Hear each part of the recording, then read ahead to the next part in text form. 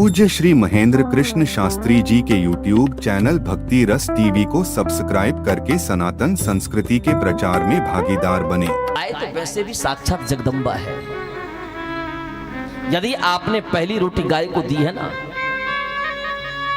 तो जीवन में आपको किसी मंदिर में भोग लगाने की आवश्यकता नहीं है, क्योंकि गाय में ही 33 करोड़ देवी देवताओं का वास है। आपने एक रोटी गाय को खिलाई और 33 करोड़ देवी देवताओं ने उसको स्वीकार किया, भोग लग गया। पर जमाना तो यहां बदल गया, जो खाता है उसको कोई खिलाता नहीं, वो जो खाता नहीं है उसके 55 प्रकार के भोग लग रहे हैं, क्योंकि वहां पर स्वार्थ है ना कि भगवान थोड़ी खाएंगे, मंदिर में थोड़ी देर दिखाएंगे, घर में लेकर के बच्चों के साथ बैठ के खाएंगे, उसमें स्वार्थ छिपा है। लेकिन गाय खाती है, उसको खिलाती है। हम और आप सबसे बड़ा अपराध ये करते हैं कि अपना जूठा होता है ना, अपनी जूठन दिन भर एकत्रित करते हैं, और जब शाम को जब दूध लगाने के लिए जाते हैं ना, तो दूध लगाने से पहले अपनी जूठन एक बाल्टी में भर के गाय को खिलाते हैं। ये बहुत बड़ा अपराध है। अपना जूठा कभी भी गाय को नहीं खिलाना चाहिए। जो व्यक्ति अपना जूठा गाय को खिलाता है वो एक जन्म नहीं, उसको 7 जन्मों तक दरिद्र बनकर के रहना पड़ता है।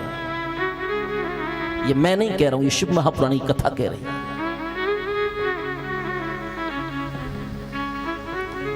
जननी जन कर दूध पिलाती,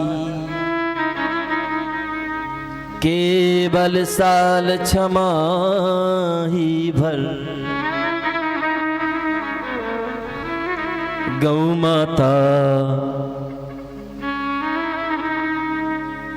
माता पे सुधा पिलाकर, रक्षा करती जीवन भर।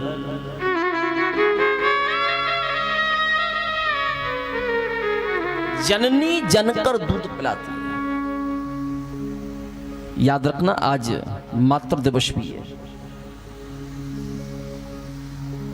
पर एक दिन मातृ दिवस मनाने मात्र से हमारे वर्ष भर के माता पिता के ऊपर किए हुए अत्याचारों का समाधान नहीं होता। मातृ दिवस एक दिन नहीं, बल्कि मातृ दिवस प्रतिदिन है। जब आंख खुली तब मातृ दिवस है, जब मां के हाथ की हमने रोटी पाई तब मातृ दिवस है, जब मां अपने बेटे के दुख को देख करके आंखों से आंसू बहाती है तब मातृ दिवस होता है। बेटा सुबह से लेकर के शाम तक घर वापस लौट करके नहीं आता, मां टकटकी लगा करके बेटे को देखती है, मेरा बेटा कब आएगा। जब तक बेटा नहीं आ जाता तब तक मां का मन नहीं लगता, वो मातृ दिवस है।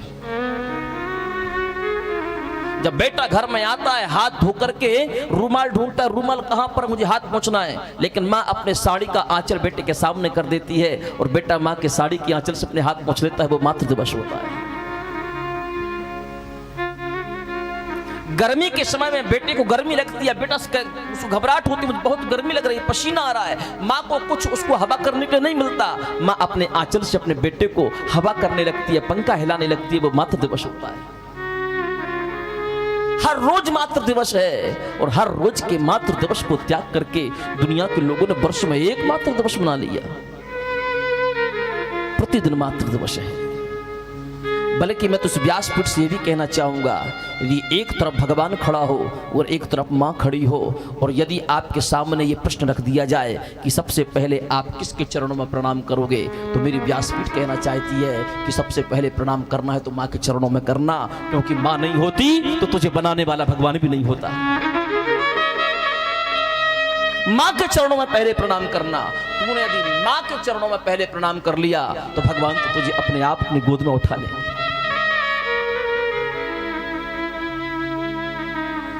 मां साधारण नहीं होती, मां जगदम्बा है।